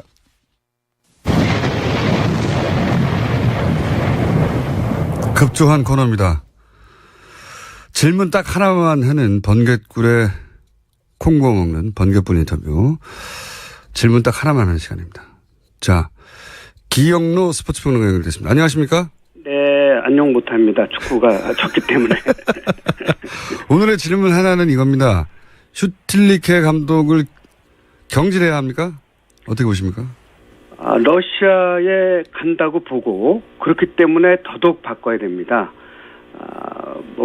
지금 가서도 문제가 되거든요. 그러니까 러시아 월드컵 본선에 간다고 볼 때 슈틸리케 호각은 어렵습니다. 그렇기 때문에 예선에 떨어지는 것은 말할 것도 없고 본선에 가는 거를 감안하더라도 이쯤에서 바꿔야 된다고 봅니다. 8월 31일 날 이제 이란과 홈 경기가 있고 9월 5일 날 우즈베키스탄과 이제 단두대 매치가 될 가능성이 높은데 한 달 반가량 시간이 있기 때문에 지금쯤 바꿔서 분위기를 확 바꿔야 됩니다. 지금 우리가 오늘 경기 한 것도 호르헤 포사타 감독, 이 사람이 우루과이 출신이거든요. 예. 이 카타르 감독과 우리나라 슈틸리케 감독 두 사람도 모두 카타르에서 감독상을 했기 때문에 잘 알고 있는 감독들인데 이 슈틸리케 감독이 포스타 감독한테 작전에서 밀렸다고 봐야 되거든요. 왜냐하면 포스타 감독이 그 3백을 들고 나올 거를 전혀 예상하지 못했고, 그리고 소리아 선수가 빠졌는데도 불구하고 아주 활발한 공격을 펼친 것은 3백을 바탕으로 한 좌우 윙백에 선수들이 활발하게 한국의 수비 진영을 헤집고 다녔기 때문이거든요. 이런 것들을 슈틸리케 감독이 예상하지 못했고 그대로 포스타 감독이 예상했던 대로, 그러니까 이제 이렇게 보면 됩니다. 우리가 이라크와 0대0으로 비겼을 때 공개를 했거든요. 그걸 갖다 포스타 감독이 직접 보고서 전술을 바꿨고, 또 카타르도 북한과 2대로 비겼거든요. 평가전 때. 이건 비공개로 했어요. 우리나라라든지 슈틸리케 감독이 대비를 할까봐. 이 준비 자세도부터, 그리고 경기장도 우리는 거기 가서 자신빈 하마드 스타디움이 에어컨 경기장인지 모르고 갔던 거거든요. 그래서 더위에 적응 훈련을 했던 건데, 이 에어컨 경기장 하면 25, 6도밖에 안 돼요. 그래서 선수들이 더위 적응 훈련을 할 필요가 없었는데도 불구하고 또 했었고, 또 그러나 지금 현재 카타르 교통편이 좋지 않잖아요. 주변 국가들이 봉쇄하고 있어서 항공편이나 봉쇄하고 있기 때문에, 그래서 이제 이라크와 평가전을 치르고 나서 이동하느라 또 여러 가지 3, 4일 정도 허송세월 한 것도 대한축구협회가 이것도 전략을 잘못 짠 거다 이렇게 보고 있는데, 결과적으로 말씀드려서 슈틸리케 감독이 모든 것을 감안하고 이렇게 작전을 하고 선수 선발을 하고 3명을 교체하고 수시로 또 임경변식으로 전술 변화를 시켜야 되는데, 여기서 이제 포스타 감독한테 밀렸던 겁니다. 우리 축구가 저희가 잠시만요. 네. 번개불 인터뷰를 가지고 질문 네. 하나를 하고 짧게 드리려고 했는데 질문 한 5개 정도 한 답변을 계속 하셔가지고 길이를 1분 내에 끝내주십시오. 예. 교체해야 한다. 경질을 해야 한다. 예. 여보세요? 감독 역할이 중요하다는 것은 네. 2014 브라질 월드컵 때도 입증이 됐었어요. 그때 알제리한테 우리가 이길 줄 알았는데 2대4로 패하지 않았습니까? 네네. 그때 지금 일본 감독인 하릴 호치치 감독이 맡고 있었거든요. 그렇죠. 예, 그때 공격 선수를 5, 6명 투입해서 홍명보 감독의 혼쭐을 내지 않았습니까? 네. 이게 이제 감독 역할이거든요. 예. 그러니까 지금 슈틸리케 감독이 8번 경기를 우리 치르지 않았습니까? 예선 때 한 번도 만족한 경기 내용이 없었어요. 물론 4승 1무 3패로 4번을 이기긴 했습니다만, 이기는 경기도 그렇고 뭐 원정 경기는 한 번도 못 이겼는데 8번 경기 가운데 우리 축구 팬들이 이건 잘했다. 정말 한국이 아시아 최강답다. 그런 경기 내용이 없었거든요. 그러니까 지금 현재 그들을 밀고 나갔다가는 예선 통과도 물론 어렵겠습니다만 통과한다고 하더라도 본선에 가서 망신을 당할 가능성이 높기 때문에 경질해야 한다. 빨리 바꿔야 된다고 저는 보고 있습니다. 알겠습니다. 오늘 여기까지 하겠습니다. 감사합니다. 네, 안녕히 계십시오. 네. 네, 저희가 번개불 인터뷰라고 아심차게 한번 준비해봤는데 질문 하나 하고 답 하나 딱 받고 끝내버리려고. 질문은 10초 만에 끝냈는데 답이 6분이 걸려가지고 번개불이 안 됐어요. 네, 장마가 이어진. 요 컨셉으로 저희가 돌발적인 인터뷰 했을 때 그때 질문 하나 하고 끝나는 컨셉 좀 살려보겠습니다. 불친절한 AS 오험 질리고 문자가 많네요. 예. 말씀드렸지 않습니까? 머리 길고 수염 났다고 이렇게 비교하시면 안 된다고. 자, 근데 사실 일본 사람들한테도 이 얘기 들은 적이 있습니다, 제가. 예, 화를 냈어요, 그때도. 예. 그리고 TBS 애플리케이션에서 공장장 사진을 보고 6살 난 저희 아이가 웃으며 좋아하네요. 아이들이 공장장을 좋아해요. 짐승인 줄 알아서 그렇습니다. 아이들의 반응은 둘 중에 하나예요. 무서워하거나 좋아하거나. 예. 동물인 줄 아는 거죠. 타 방송에서 뉴스공장으로 간다고 메시지를 남기고 왔어요. 이 시간대에 다른 방송을 듣다가 그냥 뉴스공장을 오면 되는데 꼭 굳이 뉴스공장으로 간다고 메시지로 남겨서 염장을 지르고 오셨군요. 잘하셨고요. 내일 그 방송 듣다가 다시 간다고 다시 문자 남기고 또 오시고 그렇게 해주시면 어느 방송인가요? 어느 방송인지도 문자 남겨주십시오. 그러면 제가 그 방송 진행자에게 전화해가지고 약을 올려보겠습니다. 조만간. 여기까지 하겠습니다. 문재인 대통령이 김상조 위원장을 임명했고요. 그러면서 이렇게 얘기했습니다. 국민 눈높이에서 통과된 것이다. 자, 한 달 좀 지났네요. 이제 한 달 열흘 정도 됐는데 과연 국민들 여론은 어떤지 한번 살펴보겠습니다. 박시영 윈지코리아 컨설팅 부대표 나오셨습니다. 안녕하십니까? 네, 반갑습니다. 박시영입니다.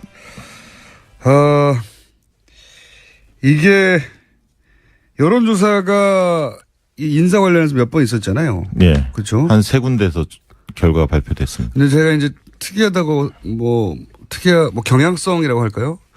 보면은 처음에는 이제 강경화 후보가 가장 논란이었기 때문에 강경화 후보에 대한 물론 뭐 여론조사 기관들마다 기법이 달라서 똑같이 비교할 수는 없지만 처음에는 강경화 후보에 대해서 언론에서도 그렇고 야당에서도 그렇고 집중적으로 문제 있다라고 공세를 취하고 그게 이제 나쁜 여론, 그러니까 임명하지 않는 게 좋겠다. 근데 이제 청문회 거치면서 본인의 해명 그리고 나서 이제 그 사람들이 직접 쳐다보기도 하고 그러면서 여론이 점점점 좋아지는 방향으로 바뀌고 있는. 네. 맞죠? 제가 파악한 게. 네, 맞습니다. 지금 한국 리서치가 한국일보하고 7일날 8일날 조사한 게 있었고요. 예. 그다음에 이제 9일날 10일날 KSY가 조사한 게 있었고 리얼미터가 9일날 조사한 게 있었습니다. 예. 근데 이제 직접적으로 비교하기 좀 뭐한 게 한국 리서치와 한국일보는 조사 방식이 좀 달랐습니다. 그러니까 질문 방식이 다른 거죠. 나머지 두 군데에서는 임명에 동의해야 하느냐 마냐 이렇게 물었고 한국 리서치 같은 경우는 자질이나 도덕성을 갖췄느냐 못 갖췄느냐 좀 보기가 좀 달라서 직접 비교하기는 좀 그렇습니다. 그렇죠. 네. 그래서 한국 리서치의 경우에는 이제 찬반이 좀 엇비슷하게 많이 나왔었죠. 네. 그리고 무응답이 한 30% 가까이 나왔었고요. 네. KSY나 리얼미터의 결과를 보면 긍정적인 여론이 훨씬 높습니다. 네. 경향성은 시간이 지나면서 참 큰 문제가 있는 줄 알았는데 문제가 없는 것은 아니나 뭐 이 정도면 그 후보로 임명해도 큰 문제, 그러니까 임명을 해도 그렇게까지 결정적이지는 않은 거 아니냐 이렇게 여론이 바뀌어가는 과정이었던 것 같아요. 네. 특히 이제 김상조 후보의 경우는 뭐 여론이 그닥 나쁘지가 않았습니다. 계속 우호적이었다 더 좋아졌죠. 청문회를 거치면서 많은 의혹들 신상 털기식 의혹 제기가 많았지 않습니까? 청문회에서 그것들이 많은 부분 해소가 됐고 또 능력과 자질에 대해서 잘 검증이 됐다라는 검증이 된 것을 보여줬죠. 준비된 후보라는 걸 보여줬기 때문에 워낙 대응을 잘했어요. 예, 워낙 대응을 잘했죠. 그래서 김상조 후보의 경우는 상당히 찬성률이 높고요.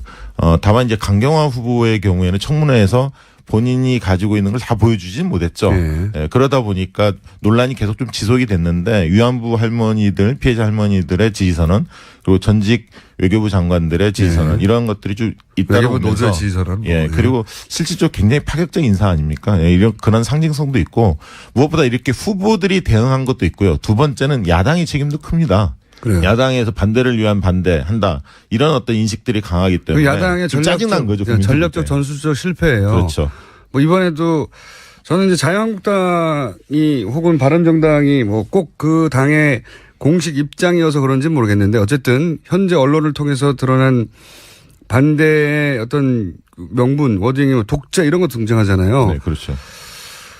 이게 공감대를 얻어낼 수가 없거든요. 네. 그리고 지금 잘 아시겠지만 인수위 없는 상황에서 한 달을 막 지났는데 허니문 기간이고 대통령 지도 역대 최고치를 기록하고 있습니다. 이런 세 가지 요소가 있는 거죠. 대통령에 대한 전폭적 지지 흐름, 야당에 대한 태도에 대한 못마땅함, 그리고 후보자가 청문회에서 보여준 어떤 모습들, 그리고 그 뒤에 지지선언이 잇따른 어떤 이런 것들이 맞물리면서 지금 긍정적인 여론이 상당히 높아지고 있습니다. 여론이 개선돼 있는 거죠. 그리고 또 한 가지는 이제 굉장히 과거와는 유권자 그 패턴이 그 행동 패턴이 달라진 것이 어떤 특정 정치 상황에 대해서 아무래도 이제 최근에 촛불을 겪고 그리고 본인들의 힘으로 직접 대통령을 탄핵하고 그리고 새로운 대통령을 탄생시키기까지 이 과정 전체를 본인들이 직접 매일매일 지켜봤잖아요. 네. 참여도 네. 엄청나게 높아요. 그래서 청문회 영상을 당일날 바로 보지 못하더라도 나중에라도 찾아보는 사람들이 엄청나게 늘어났습니다. 그렇죠. 그러다 보니까 확인하는 거예요, 본인이 직접. 네. 예전에는 언론에서 논란이 크게 됐다, 문제가 됐다고 하면 그렇게 받아들이고 끝났는데 지금은 직접 확인하거든요. 뭐 이 정도면 아니지 않아? 그러면서 여론이 개선되어 가는 부분도 좀 있습니다. 그렇죠. 네. 이게 정치 효능감이라고 하는데요. 내가 네. 참여했을 때 세상이 어떻게 바뀔 수 있다라는 그런 확신들이 굉장히 중요한데 그게 이제 촛불시에서 보여줬고요. 또 대통령 선거에서 그분들이 정권 교체를 바랬기 때문에 그것들을 확인하면서 지금 이제 정치에 대한 관심 같은 경우 굉장히 높아져 그렇죠. 있습니다. 내가 움직이면 실제 바뀔 수 있다는 네. 증거를 최근 거의 7, 8개월간 연속으로 봤기 때문에 네. 사람들이 예를 들어 시정연설의 동영상을 찾아본다는 건 과거에 상상할 수 없었어요. 그거 왜 봅니까? 뭐하러 봐요? 예. 했겠거니 했지. 근데 지금은 그런 영상 계속 찾아보거든요. 그렇죠. 그러면서 이때 이 말은 내가 동의가 안 되네 혹은 이거는 굉장히 잘했네 이러면서 언론을 통해서 간접 정보를 얻는 게 아니라 다이렉트로 정보를 취득해가지고 자기가 평가를 내려요. 그렇죠. 그리고 그런 사람 숫자가 많습니다. 아주. 네. 그리고 특히 이제 거기에는 대통령이 5.18 메시지부터 시작해서 현충일 때 그 메시지도 굉장히 감동적이었고요. 그런 어떤 과정들을 겪으면서 이 놓치고 있으면 주변 사람들 이야기하다가 뒤처지는 느낌이 들기 때문에. 그러니까요. 예. 관심을 많이 받고 과거에 있죠. 연예 정보 소비하듯이 네. 이 정치적 이슈들을 소비하기 시작한 유권자층이 엄청나게 많습니다. 이 변화된 환경을 미디어가 못 따라가고 있어요. 그렇죠. 예. 그래서 미디어들은 과거하고 비슷한 양상으로 보도를 하는데 성이 안 차는 거예요. 사람들이. 그래서 네. 요즘 미디어도 욕을 많이 먹고 있다. 예. 발언 조심해야 합니다. 체크해서. 예. 자, 전반적으로 그러면 한 달 취임부터 지금까지 한 달 한 열흘 가까이 지난 동안에 문재인 정부에 대한 지지율의 어떤 변화랄까요? 이건 어떻습니까? 국정 지지도는 크게 변화한 것 같지는 않아요. 갤럽에서 조사가 뭐 84, 82 계속 그렇게 나오지 않습니까? 그다음에 이제 리얼미터나 이런 데에서는 79까지도 나왔고 또 KSY는 89%까지도 89는 정상적이지 않아요, 이거. 예, 굉장히 아무튼 역대 최고치를 기록하고 있는데 아무래도 이제 이 청문회 이 과정을 통해서 이제 어쨌든 김상조 임명을 강행했고 또 강경화 내정자 후보자의 경우에도 강행할 그 뜻이 있음을 네. 그 표명을 분명히 했고 했죠. 분명히 했고 금주내에 아마 처리할 가능성이 예. 있어 보이죠. 그렇다면 이제 상당히 야당과의 냉각기는 불가피하고 대치전선이 굉장히 가파를 텐데요. 일부 조정은 조금 있을 수는 있습니다. 그러다 네. 보면 다만 이제 민주당 지지도 워낙 높기 때문에 50%를 넘어가고 있기 때문에 쉽게 그 국정 지지도 또한 일부 조정은 있겠지만 급격하게 빠지지는 않을 것 같고요. 특히 6월 말에 있는 그 한미 정상회담 그런 경우에는 정상회담의 경우에는 잘 치르면 지지도 오르게 돼 있습니다. 거의 모든 정상회담은 플러스 요인이죠. 예, 플러스 박근혜 요인이죠. 전 대통령도 항상 그랬어요. 네, 특히 또 대통령 물론이고 강경화 장관이 지명이 됐을 경우에 어떤 활동을 하느냐에 따라서 굉장히 또 우호적 정서가 형성될 수 있기 때문에 그건 그런 측면들을 여러 가지 고려했을 때 6월 말까지 지지도가 크게 출렁일 가능성은 없다. 소폭 하락 내지 뭐 정체 이렇게 될 것 같습니다. 유지된다고 봐야겠죠. 정체보다는. 예. 6월 말에 근데 또 정상회담이 있으니 뭐 약간 소폭 하락했다 하더라도 다시 많이 할 것 같고. 네. 그러면 사실 대통령이 취임하고 나서 한 달 이내에 이런 인사 문제를 거치면서 보통 지지율이 추락하기 시작하거든요. 그렇죠. 과거의 전례를 네, 보자면.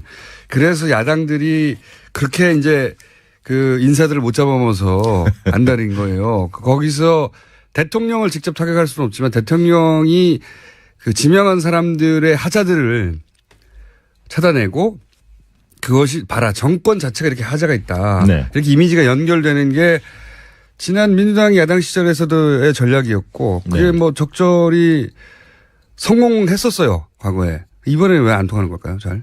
그러니까 지금 이제 대선이 끝난 지 한 달밖에 되지 않았습니까? 네. 안 되지 않았습니까? 그리고 대선에 대해서 격차 굉장히 컸잖아요. 네. 사실.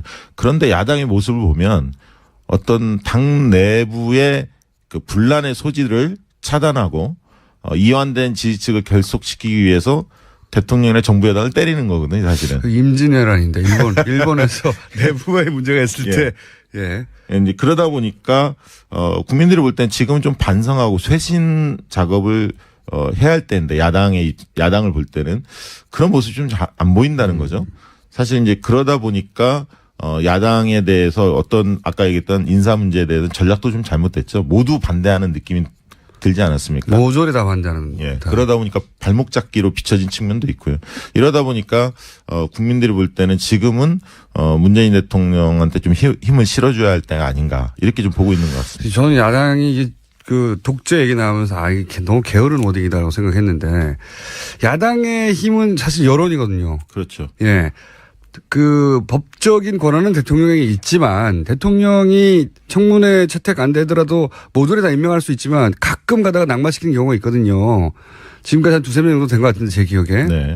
청문회가 있은 이후로 청문회 보고서가 채택 안 됐는데도 대부분은 다 임명했고 낙마한 경우가 두세 번 정도 있는데 그때는 여론이에요. 여론의 힘. 그렇죠. 국민 여론이 반대를 하면 그렇죠. 대통령이 고집하기가 굉장히 곤혹스러운데. 왜냐하면 그 사람을 임명해버리면 그 사람은 임명되지만 본인의 지지율이 떨어지니까. 그렇죠. 근데 지금의 경우는 그렇지 않다는 거죠. 그게 야당이 잘못하고 있다는 겁니다. 그렇죠. 자기들끼리 화낼 게 아니라 사람들에게 같이 화낼 수 있도록 이유를 설명하고 끌고 가서 결국은 압박을 해야 되는데 갑자기 독재다 그러고 튀어나가니까 네. 그리고 사실 김상조 무슨 소리야 이렇게 되는 거죠. 김상조 후보자의 경우에는 국민적 지지도 높았지만 재벌 저격수 그런 측면에서 그 공정과 정의가 시대 정신이었고 재벌 개혁을 해야 한다는 국민 여론이 높았기 때문에 가장 적임자라고 본 건데 거기서부터 발목을 잡으니까 국민들이 동의하지 않는 거죠. 야당을 안 해본 기억이 너무 오래돼서 그런지 좀 답답해. 잘 못 싸운다. 이게 독재가 벌써 튀어나오면 앞으로 어떡하려고 그러나. 다른 원인이 없잖아요. 전쟁이라고 그래야 되나? 앞으로는 기아. 그러니까 지금 이렇게 되다 보니까 여당, 야당, 여야 전선이 형성되기보다는 야당하고 국민 간의 전선이 형성되는 느낌도 듭니다. 그러니까 국민들이 그만큼 짜증나 있는 거죠. 정부가 지금 그 여론을 자기들 편으로 못 만들다 보니까 네. 거꾸로 여론과 맞서게 되고 대통령하고 혹은 정부하고 각을 세워야 되는데 대중 여론하고 각을 세우게 되는 꼴이 돼버렸어요. 네. 굉장히 최악이거든요. 이렇게 되면. 그렇죠. 근데 이제 이런 흐름이 지방선거까지 지속될 수도 있습니다. 예를 들면 국민의당의 입장에서는 지방선거에서 호남에서 뭔가 그 승리를 통해서 다시 일어서는 계기를 만들어야 되는데 이제 그렇기 때문에 그 전까지는 흔히 말해서 정부 여당과 대치 전선을 어느 정도 형성할 가능성이 상당히 큽니다. 부분적으로는 협치도 하겠지만 근데 이 협치라는 게 대통령만 노력한다 되는 게 아니지 않습니까? 야당도 받아들일 자세가 필요한데 그런 점에서는 아무튼 뭐 한두 달 내에는 상당히 냉각기가 불가피하다 이렇게 보입니다. 시간이 없어서 너무 짧으네. 아까 원포인트 번개불이 너무 길어지는 바람에 시간이 확 줄어드는데 자유한국당 홍준표 대표 되나요? 될 것 같은데요? 요거 이제 그러면 검증하는 것으로.